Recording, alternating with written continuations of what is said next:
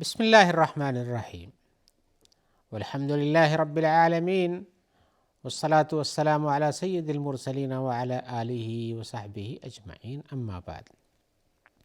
محترم ناظرین کرام، احکام دین کا پروگرام لے کر حاضر ہوں، آپ کے سوالوں کے جواب کتاب و سنت کی روشنی میں پیش کروں گا۔ تو آئیے آپ کے پاس ان سوالوں کو پیش کرتے ہوئے ہم ان کے جواب دینے کی کوشش کرتے ہیں۔ آج کا پہلا سوال ہم پرانے ایک سوال کی تکمیل میں بتانا چاہتے ہیں کہ یہ سوال وہ تھا کہ منازل کے اندر، گھروں کے اندر آنے جانے کے کیا آداب ہیں۔ ہم نے بتایا کہ آپ سفر سے آتے ہوں تو اس کا بھی ایک ادب ہے، اور گھر کے آس پاس میں رہتے ہیں ان کے بھی آداب ہے۔ تو سفر سے آنے کے بعد جو آداب ہیں وہ یہ ہیں کہ رسول اللہ صلی اللہ علیہ وسلم جب تشریف لاتے تھے، اپنے کسی غزوے سے ہوں یا کسی سفر پہ ہوں تو لوٹتے تھے، تو مدینہ منورہ میں اگر پہنچنے کا وقت ہو تو یوں نہیں پہنچ جاتے، بلکہ پہلے مدینہ سے پہلے آپ پڑاؤ کرتے تھے، اور تاکہ مدینہ والوں کو خبر ہو جائے کہ رسول اللہ صلی اللہ علیہ وسلم اور ان کے صحابہ کرام آ رہے ہیں۔ تو آپ بھی اگر سفر پہ ہوں اور لوٹنا چاہتے ہوں تو اب تو وسائل آسان ہیں، اگر آپ نہیں بھی رکتے ہیں تو کم از کم اطلاع تو دینی چاہیے کہ ہاں ہم پہنچ رہے ہیں فلاں وقت میں، تاکہ گھر والے تیار رہیں، جو بھی آپ کے استقبال کے لیے ہیں، یا گھر میں کسی صفائی اور ستھرائی کی ضرورت ہے یا لوگوں کے خود تیار رہنے کی ضرورت ہے تو وہ چیزیں حاصل ہو جائیں۔ اچانک یوں پہنچ جانا یہ رسول اللہ صلی اللہ علیہ وسلم کے آداب میں سے نہیں ہے، لہذا ہمیں بھی اختیار کرنا چاہیے کہ ہم اچانک گھر نہیں پہنچیں، بلکہ پہلے سے اس کی اطلاع دے کے رکھیں۔ اور اس کے علاوہ رسول اللہ صلی اللہ علیہ وسلم جب بھی گھر میں آتے تھے تو آپ ان کو اطلاعاً کہہ لیجئے یا ادباً کہہ لیجئے، گھر میں داخل ہونے کے جو آداب ہیں السلام علیکم کہتے تھے۔ تو گھر میں آنے سے پہلے آپ السلام علیکم کہتے تھے، اور قرآن مجید میں بھی آیا کہ جب کسی گھر میں جاؤ تو تم تحیہ پیش کرو تو السلام علیکم کہہ کے اندر جانا چاہیے۔ اس سے ہوتا بھی یہ ہے کہ آپ کی آواز سے اگر کوئی کسی ایسی پوزیشن میں ہے جس میں آپ نہیں اسے دیکھنا چاہتے تو ٹھیک ہو جائے گا، یا اپنی جگہ پہنچ کر کے اپنا صحیح طور سے ہو جائے گا۔ لہذا گھر والوں کو بلا علم کے نہیں داخل ہو جانا چاہیے اچانک چپکے سے، بلکہ علم دے کر کے ان کو اطلاع دے کر کے، اگر دور ہیں تو اطلاع آپ پہلے سے اطلاع دیجئے، اور قریب میں ہے تو بھی گھر میں پہنچتے ہوئے السلام علیکم کہیے۔ اس کے علاوہ رسول اللہ صلی اللہ علیہ وسلم گھر میں آتے تھے تو کچھ پوچھتے تھے اپنے گھر والوں سے کہ کیا کچھ کھانے کے لیے ہے یا کیسے احوال ہیں۔ آپ بھی ایسا کیجئے، آپ پہنچیے تو گھر میں پوچھئے کھانے کے لیے کیا کچھ ہے۔ اگر آپ کو جواب ملتا کہ یہاں کھانے کے لیے کچھ ہے تو آپ طلب کرتے، اس کو پیش کیا جاتا، آپ اسے تناول فرماتے تھے۔ اور اگر نہیں ہوتا تھا تو آپ کبھی کبھار کہتے کہ چلو آج میں روزے سے رہ جاتا ہوں، یعنی صبح سے کھائے ہوئے نہیں ہیں، تو آپ پوچھتے تو کچھ نہیں ملتا گھر میں تو آپ روزہ رہ جاتے تھے۔ تو گویا کہ یہ ہے کہ گھر میں پہنچ کر بروقت اگر کھانا آپ کا تیار نہیں تو صبر کیجئے، اور اگر روزہ رہ سکتے ہیں تو روزہ رہ لیجئے۔ اور اس طرح سے آپ پوچھتے تھے ان کے احوال بھی، اور یہ بھی اچھی چیز ہے، آپ گھر میں پہنچیے تو حال چال پہلے پتہ کیجئے۔ یوں نہیں جیسے کچھ لوگوں کی عادت ہوتی ہے گھر میں پہنچتے ہی یہاں نظر پڑی وہاں نظر پڑی، یہ صحیح نہیں وہ صحیح نہیں، اور اس کے نتیجے میں غم و غصہ کا اظہار کرنا اور افسوس کرنا اور غصے کا اظہار کرنا، یہ درست نہیں، بلکہ آپ ان کو پہلے اطلاع رکھیے تو ایسا شاید ہو ہی نہ۔ اور اگر بلا اطلاع پہنچتے ہیں تو پہنچ کر کے یوں گرم ہونے کی ضرورت نہیں، بلکہ احوال کے حساب سے، جیسے کھانا تیار نہ ہو یا کھانا ہو ہی نہیں تو گرم ہونے کی ضرورت نہیں، بلکہ سرد رہیے اور ان کے مقابل میں روزہ رکھ لیجئے، ٹھیک ہے، یا کہیں کھانے کا انتظام ہوتا وہ کیجئے۔ اور اسی طرح سے آپ نے فرمایا بھی ہے کہ آپ نے کہا کہ جب تم اپنے گھر میں آؤ، انس کے لیے کہا تھا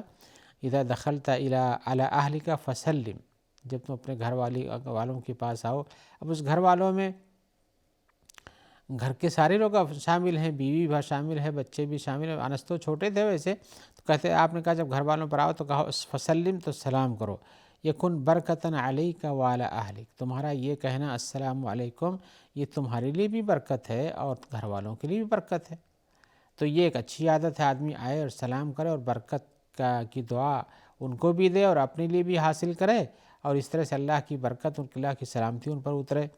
جیسے کہ آپ نے ایک اور حدیث میں فرمایا ہے اذا ولج الرجل بیتہ فلیقل، جب آدمی اپنے گھر میں داخل ہو تو اسے کہنا چاہیے اللہم انی اسألک خیر المولج، اے اللہ میں تجھ سے مانگتا ہوں اچھا داخلہ، وہ خیر المخرج، اور اچھا نکلنا، یعنی گھر سے الوداع ہونا، نکلنا، اچھی طرح سے داخل ہونا، داخلے کی اچھائی اور خروج کرنے کی اچھائی۔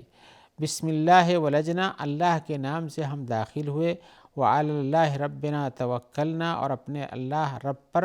اپنے رب اللہ پر ہم نے توکل کیا۔ آپ نے کہا ثم لیسلم علی اہلہ، یہ دعا پڑھنے کے بعد اسے اپنے گھر والوں پر السلام علیکم بھی کہنا چاہیے۔ تو اس سے پتہ چلتا ہے، یہ حدیث جو حسن ہے اور ابو داؤد وغیرہ کی ہے، کہ آدمی کو اپنے گھر میں جاتے ہوئے دعا پڑھنی چاہیے اور اسی طرح سے السلام علیکم کہنا چاہیے۔ دعا پڑھنے کے بعد داخلہ کیجئے، پہلے دعا پڑھ لیجئے، پھر اس کے بعد گھر میں داخل ہوئیے، السلام علیکم کہیے اور اس کے بعد آگے بڑھیے۔ تو گویا کہ رسول اللہ صلی اللہ علیہ وسلم نے جو ادب سکھایا ہے اور جو قرآن مجید میں آیا ہوا ہے، فَإِذَا دَخَلْتُمْ بُيُوتًا فَسَلِّمُوا عَلَىٰ أَنفُسِكُمْ، جب تم کسی گھر میں داخل ہو تو تم اپنے اوپر سلام پڑھو۔ تو گویا کہ اہل گھر والوں پر سلام پڑھنے سے اپنے اوپر بھی سلام لوٹ کے صرف ان کا جواب تو آتا ہی ہے، اور اس طرح سے حال و جال پوچھنا، یہ اخلاق اچھے اخلاق میں شامل ہے۔ تو دعا پڑھنا چاہیے، ایک تو ہم تک سلام کرنا چاہیے، دعا پڑھنا چاہیے۔ ایک حدیث میں اور بھی دعا آیا ہوا ہے کہ رسول اللہ صلی اللہ علیہ وسلم جب اپنے گھر لوٹتے تھے کیا کہتے تھے الحمدللہ الذی کفانی، تمام تعریف اس اللہ کے لیے جس نے مجھے کافی عطا کیا ہے، ہر چیز میں مجھے کفایت دی ہے، وہ آوانی، اور مجھے رہنے کی جگہ دیا ہے، والحمدللہ الذی اطعمنی وسقانی، اور اللہ کے لیے تعریف ہے جس نے مجھے کھانا کھلایا اور جو مجھے پانی پلایا، والحمدللہ الذی من علی فافضل، اور اللہ کے لیے تعریف ہے جس نے میرے اوپر احسان کیا اور بہت زیادہ احسان کیا۔ اسألک ان تجیرنی من النار، اے اللہ میں تجھ سے سوال کرتا ہوں کہ تجھے جہنم سے بھی مجھے بچا لے۔ تو یہ گھر میں داخل ہونے کی دعائیں ہیں، اور اسی طرح سے گھر میں داخل ہونے پر دعائیں کرنا انسان کے لیے بہتر ہے۔ اور اسی طرح سے اس بات کو بھی سمجھنا چاہیے کہ انسان جب بسم اللہ کر کے گھر میں جاتا ہے تو شیطان نہیں داخل ہوتا ہے، شیطان نہیں داخل ہوتا ہے۔ بسم اللہ کیجئے، گھر میں داخل ہوئیے، سلام کیجئے اور دعا کر کے جائیے۔ رسی حدیث میں آیا کہ اذا دخل الرجل بیتہ، جب آدمی اپنے بیت اپنے گھر میں داخل ہوتا ہے، فذکر اللہ عند دخولہ وعند طعامہ، تو اللہ کا نام لیتا اپنے داخلے کے وقت بھی اور کھانے کے وقت بھی، تو کیا ہوتا ہے؟ قال الشیطان لا مبیت لکم ولا عشاء، تو شیطان کہتا ہے یہاں تو آج نہ گھر رات گزارنے کی جگہ بچی ہے اور نہ ہی کھانا کھانے کے لیے وقت ملے گا، اس لیے کہ اس نے بسم اللہ کر کے داخلہ کیا ہے۔ وَإِذَا دَخَلَ فَلَمْ يَذْكُرِ اللَّهَ عِندَ دُخُولِهِ قَالَ الشَّيْطَانُ أَدْرَكْتُمُ الْمَبِيتَ، اور اگر گھر میں داخل ہوتا ہے اور وہاں پر اللہ کا نام نہیں لیتا ہے تو شیطان کہتا ہے آج تو یہاں رہنے کا ٹھکانہ بھی ہے، اور اگر وہ کھانے کے وقت اللہ کا نام نہیں لیتا ہے، قال ادرکتم المبیت والعشاء، تو وہ کہتا ہے آج تو نہ گھر میں اس نے جاتے وقت بسم اللہ کہا نہ کھاتے وقت بسم اللہ کہا، تو آج تو کھانے کی جگہ بھی یہاں گھر رہنے کی جگہ بھی ہے اور کھانے کے لیے کھانا بھی موجود ہے۔ تو انسان کو اللہ کا نام لینا ہے، بسم اللہ کہہ کر داخل ہونا، یہ اللہ کے ذکر میں سے ہے، اس سے اس کو شیطان سے محفوظ ہو جاتا ہے، گھر میں شیطان نہیں رہ جاتا، اور اسی طرح سے کھانے میں شیطان دخل نہیں دیتا ہے۔ لہذا ایسا کرنا چاہیے۔ اور اگر انسان اللہ کے نام سے داخل ہوتا ہے، سلام سے داخل ہوتا ہے مسجد گھر میں، تو اللہ تعالیٰ اس کی ضمانت لیتے ہیں۔ حدیث میں آیا ہوا ہے ثلاثۃ کلھم ضامن اللہ، تین ایسے افراد ہیں جو اللہ کی ضمانت میں، اللہ کی نگرانی میں اور حفاظت میں ہیں۔ ان میں سے آپ نے ذکر کیا، یا کہیے سبھی ذکر کر دوں، کہ ایک آدمی وہ ہے جو غزوہ کرنے کے لیے اللہ کے راستے میں جاتا ہے تو اللہ اس کی ضمانت لیتا ہے یہاں تک کہ وہ وفات پا جائے تو اللہ تعالیٰ اس کو جنت میں داخل کرتا ہے، یا ایک ہی اگر اس کی زندگی باقی رہتی ہے تو وہ اجر و ثواب کے ساتھ غنیمت کے ساتھ لوٹتا ہے۔ اور دوسرا آدمی وہ ہے جو مسجد جاتا ہے فَهُوَ ضَامِنٌ عَلَى اللَّهِ حَتَّىٰ يَتَوَفَّاهُ فَيَدْخُلُ الْجَنَّةَ وَيُرِدُّهُ مِمَّا نَالَ مِنْ أَجْرٍ وَغَنِیمَةٍ، اور جو مسجد جاتا ہے اس کو بھی اللہ تعالیٰ اپنی ضمانت میں لیتے ہیں، ذمہ داری میں، تو یہاں تک اس کی وفات ہو جائے تو اللہ تعالیٰ اس کو جنت میں پہنچا دیں، یا کہ مسجد سے لوٹ کر آتا ہے تو جو کچھ ہے وہ کام کاج کرتا ہے اس کے سے اجر و غنیمت اس کو حاصل ہوتا رہتا ہے۔ تیسرا آدمی جسے مجھے ذکر کرنا تھا وہ یہ ہے رجل دخل بیتہ بسلام، وہ تیسرا آدمی وہ جو اپنے گھر میں سلام کے ساتھ داخل ہوتا ہے، فهو ضامن اللہ تعالیٰ، تو وہ بھی اللہ تعالیٰ کی ضمانت میں ہے۔ لہذا انسان کو اپنے گھر میں جاتے ہوئے سب سے پہلے دعا کرنا چاہیے، دعا کے بعد السلام علیکم کہنا چاہیے۔ آپ کوئی بوجھلی نہیں کھڑے ہو کر کے آپ کو لمبی ٹائم لگے گی، آپ گھر میں جانے کا ارادہ کرتے ہیں، قریب آگے آپ دعا پڑھیے، بسم اللہ کیجئے، السلام علیکم کہیے، گھر میں چلے جائیے۔ تو بسم اللہ کہنے سے شیطان سے حفاظت، السلام علیکم کہنے سے اللہ کی طرف سے رحمت اور مغفرت اور دعا ملتی ہے، رحمت ملتی ہے، اور اسی طرح سے آپ اللہ کی ضمانت میں آ جاتے ہیں اللہ کے ذکر کی وجہ سے۔ تو گھروں میں جانے کے آداب میں خاص طور سے جو لوگ غفلت میں رہتے ہیں، سلام نہیں کرتے، اللہ کا نام نہیں لیتے، بسم اللہ نہیں کرتے، دعا نہیں پڑھ کے جاتے، وہ گھروں میں رہتے ہیں، رات کو سوتے ہیں، کہتے ہیں ایسا ایسا خواب نظر آتا ہے، یہ ہوتا ہے وہ ہوتا ہے۔ تو شیطان سے بچنے کے راستوں کو اختیار کرنا چاہیے۔ آئیے ہم دوسرے ایک سوال کی طرف آتے ہیں۔ سوال میں ہمارے بھائی پوچھ رہے ہیں کہ شرک کیا چیز ہوتی ہے؟ اللہ تعالیٰ نے جو فرمایا ہے کہ یا ایھا الذین آمنوا اتقوا اللہ وابتغوا الیہ الوسیلہ، کہ اے لوگو اللہ سے ڈرو، ایمان جو لائے ہو اللہ سے ڈرو اور اسی طرح وسیلہ تلاش کرو۔ تو کیا وسیلہ اختیار کرنا شرک ہو جاتا ہے؟ یعنی شرک کے سے ڈرتے ہیں، اللہ نے حکم دیا ہے، لیکن وہ کہہ رہے ہیں کہ جو وہ لوگ وسیلہ اختیار کرتے ہیں کیا وہ شرک میں آ جاتے ہیں؟ تو ہم جواب میں کہیں کہ نہیں، وسیلہ کا مفہوم پہلے متعین کر لیجئے، کیسا وسیلہ ہوتا ہے جس کو اختیار کرنا چاہیے، تبھی تو آپ بتا سکتے ہیں کہ وسیلہ کے لیے کیا حدیث میں بتایا گیا ہے، کہ قرآن مجید کی آیت میں وسیلہ سے کیا مراد ہے۔ تو ہم بتانا چاہیں کہ شرک کیا ہے۔ اولاً شرک یہ ہے کہ اللہ کی عبادت میں آپ کسی کو شریک کیجئے، جیسے کہ دعا مانگنا ایک اللہ کی عبادتوں میں سے ایک عبادت ہے، اللہ کے سے دعا مانگنا۔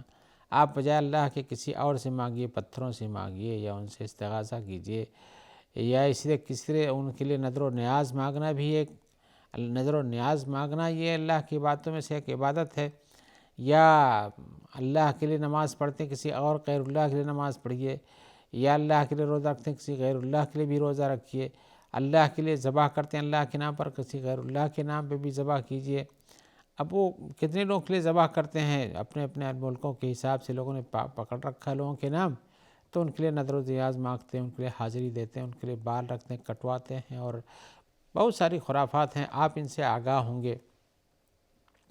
یہ سب کرنا شرک کے دائرے میں آتا ہے، اس لیے کہ اللہ کے لیے جو عبادتیں خاص ہوتی ہیں وہ عبادتیں آپ غیر اللہ کے علاوہ کسی اور کے لیے کریں گے، دعا کرنے پر اللہ تعالیٰ ہی پوری کرتے ہیں۔ اللہ سے دعا مانگنا چاہیے تو غیر اللہ سے دعا مانگیں گے، اور ذبح کرنا اللہ کے نام سے ہوتا ہے، اللہ کے نام پہ جو نہیں ذبح کیا تھا وہ حلال نہیں ہوتا۔ تو اس طرح سے یہ سب کام کرنا جو اللہ کے لیے خاص ہے، یہ سب سے بچنا چاہیے، ورنہ یہ شرک میں چلا جاتا ہے۔ ایسے کچھ لوگ ہیں دعاؤں کے مانگنے کے لیے، یا جیسے آپ سنتے ہوں کہ فلاں ستارے کو پکارو، فلاں ستارہ یہ کرتا ہے، فلاں ستارہ وہ کرتا ہے، فلاں پتھر کو پہنو اور پوجو، اس کے پہننے سے یہ فائدہ مل جاتا ہے اور اس کی طرح سے یہ بلا ٹل جاتی ہے، اور اس قسم کی بہت ساری چیزیں ہیں۔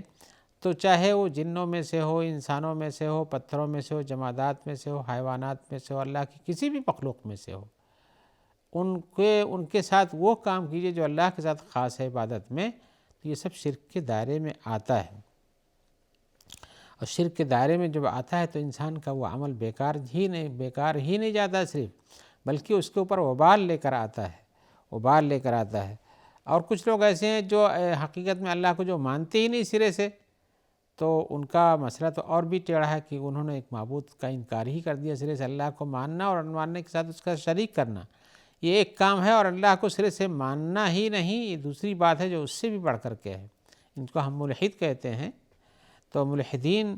کا معاملہ تو اور بھی بہت برا ہے۔ ایک تو جو مشرک ہوتا ہے وہ اللہ کو مانتا ہے لیکن اس کے ساتھ کسی اور کی بھی عبادت کر لیتا ہے، کبھی غلطی سے کبھی بلا غلطی کے،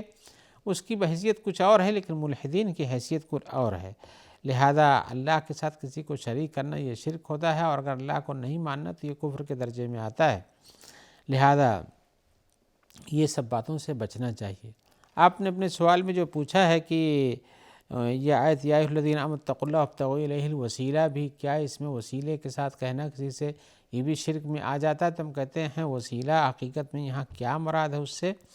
حقیقتاً وسیلہ یہ ہے کہ آدمی اپنے نیک اعمال کا وسیلہ لے، نہ یہ کہ اپنے اعمال کو چھوڑ کر کے انسان وسیلہ کسی اور سے لے جو اللہ کے ساتھ شریک ٹھہراتا ہو کہ یہ بھی وہ کر سکتے ہیں۔ لہذا مردوں کو پکارنا اور مردوں سے استغاثہ کرنا یہ وسیلہ نہیں ہے، یہ وسیلہ مردوں کے ہم نے تو اپنے فتویٰ میں بتایا ہے کہ مردوں کے پاس جائیے تو آپ ان کے لیے دعا کیجیے کہ اللہ تعالیٰ ان کو معاف کریں، ان کے درجات کو بڑھائیں اور ان کو جنت میں داخل کریں، یہ سب چیزیں ہوتی ہیں۔ لیکن اس کے برخلاف الٹا جا کے انہی سے مانگے تو یہ اور سمجھے کہ یہ وسیلہ لے رہے ہیں کہ وہ اللہ کے نیک بندوں کا ہے، کہ وہ اللہ کے نیک بندے ہیں لہذا ان کے واسطے سے ہم پہنچ جائیں گے، یہ چیز صحیح نہیں، بلکہ وسیلے کا مراد کیا ہے یہ سمجھنا چاہیے۔ وابتغوا الیہ الوسیلہ، اللہ تعالیٰ وسیلہ ڈھونڈو، اللہ تعالیٰ اچھے ہیں، اچھی چیزوں کو قبول کرتے ہیں۔ ان اللہ طیب لا یقبل الا طیبا، اللہ تعالیٰ طیب ہیں اور طیب چیزوں کو، اچھی چیزوں کو ہی پسند کرتے ہیں۔ اب اگر کوئی کہے کہ نہیں اللہ تعالیٰ سے اللہ تعالیٰ نے اپنے لیے کسی کا دروازہ بند نہیں کیا ہوا ہے، کافر بھی مانگتا ہے تو اس کی بھی کبھی حاجت روائی ہوتی ہے، دنیا میں اس کو بہت ساری چیزیں دی جاتی ہیں، لیکن یہ دنیا کے لیے مومن کے لیے تو آخرت ہے، اور آخرت کی زندگی مومن کی کامیابی کی دلیل ہے۔ دنیا میں بھی مومن کو بہت ساری نعمتیں ملتی ہیں اور کبھی محرومیت ہوتی ہے، اور کافروں کو بھی نعمتیں ملتی ہیں اور محرومیت بھی آتی ہے، تو یہ دنیا کی زندگی الگ ہے، لیکن مومن کے لیے آخرت کی زندگی وہ کامیاب زندگی ہے۔ لہذا انسان دنیا میں کوئی کام کرتا ہے جو اللہ کی عبادت کے منافی ہو تو یہ مومن کی شان نہیں ہے۔ اللہ کی عبادت کے منافی کام وہ کرتا ہے جو دنیا دار ہوتا ہے، جسے اللہ پر ایمان نہیں ہوتا ہے، جو ملحد ہوتا ہے۔ لیکن ایک آدمی اللہ تعالیٰ پر ایمان رکھتا ہے اور ایمان کے ساتھ ساتھ اللہ کے ساتھ شریک کرتا ہے تو یہ چیز اچھی نہیں، لیکن جو وسیلہ کی بات ہے یہ حقیقتاً وسیلہ کہتے ہیں اچھے کام کے ذریعے اللہ کے قریب جانا، تقرب حاصل کرنا، اچھے کام کا وسیلہ ہوتا ہے۔ اس سلسلے میں حدیث آپ سنتے ہوں گے کبھی کبھی کہ 3 آدمی تھے بنی اسرائیل کے اور وہ غار میں پھنس گئے تو انہوں نے کہا کہ اب اللہ تعالیٰ سے ایسے کسی کام کا وسیلہ لے کر اللہ سے دعا کرو جو صرف خالص اور خالص اللہ کے لیے کیا ہو، اس میں کسی کا عمل دخل نہ ہو۔ تو کہا کہ وہ ایک نے کہا کہ ہم اپنے والدین کے لیے باہر بکری چرا کھلا کے دودھ دیتے تھے، ایک دن آئے سو گئے تو بچے جی رہے، لیکن ہم نے جو ہے اور اللہ کی مرضی خاطر والدین کو جگایا نہیں اور رات بھر کھڑا رہا۔ کسی نے کہا کہ ہم نے جو کسی کا اجر روک رکھا تھا اس کو بڑھایا، پھر اس نے جب مانگا تو ہم نے دے دیا اس کو۔ تو اس طرح سے انسان جو ہے ایسا کام جو خالصاً للہ کرتا ہے اس کا وسیلہ شمار ہوتا ہے اور غیر چیزوں کا وسیلہ شمار نہیں ہوتا ہے۔ لہذا وابتغوا الیہ الوسیلہ کے اندر جو آیت مراد جس سے بتایا ہے بہت سے مفسرین نے، وہی ہے کہ اللہ تعالیٰ کی قربت، اللہ کی اطاعت سے حاصل کرو۔ لہذا یہ چیز حاصل کرنا چاہیے، اور اس کا وسیلہ کا یہ مطلب نہیں کسی آدمی کو بیچ میں واسطہ بنا کے ڈالی۔ اللہ تعالیٰ تو آپ سے زیادہ ہی قریب ہے، کسی اور کو تو مردہ ہو گیا، اس کا کیا واسطہ رہ گیا ہے۔ لہذا وسیلہ اللہ کے ساتھ نیک اعمال کا لینا چاہیے۔ آئیے اسی جواب کے ساتھ آج ہم اپنے آج آپ سے اجازت چاہتے ہیں، انشاءاللہ اب آپ سے دوبارہ ملاقات ہوگی جس میں آپ کے وہ مسائل ہوں گے اور ہماری طرف سے ان کے جوابات رہیں گے۔ جب تک کے لیے ہم دعا کرتے ہیں کہ اللہ تعالیٰ آپ کو خیر سے رکھے، اور جو لوگ آپ تک اس پروگرام کے پہنچانے میں مددگار ہیں اللہ تعالیٰ ان سب کو جزیر عطا فرمائے۔ السلام علیکم ورحمۃ اللہ وبرکاتہ۔